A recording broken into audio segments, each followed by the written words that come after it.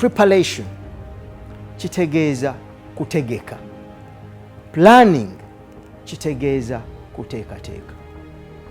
Otegese ki eky'omwaka ogujja? Omwaka guggwako ddi? Nze ndowooza nti omwaka guggwako mu Ntenvu, kubanga teri muyizi alinda bibuuzo kutandika asobole okugenda okusoma ebitabo. Buli muyizi atandika okusoma ebitabo ng'ekiseera kikyali ddala kiwanvu eky'okutandika ebigezo.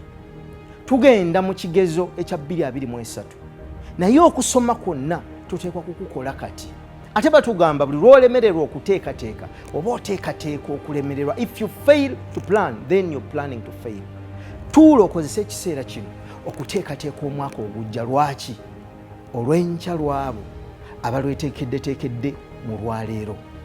2023 waabo abamweteekeddeteekedde mu 2022.